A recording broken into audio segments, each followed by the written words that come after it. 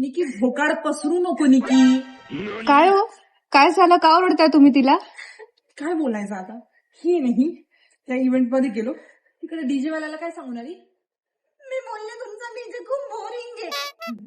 ते झाल्यानंतर ती तिथेच नाही थांबली, ती त्या ड्रम वाल्याकडे गेली आणि ड्रम वाल्याला काय बोलली, मी काहीच नाही बोलले, मी धबाड धबाड ड्रम वाजवला. अगं तुझ्या धबाड धबाड ड्रम वाजवण्यामुळे त्या लोकांनी आपल्याला इव्हेंट मधून हाकलून दिलं.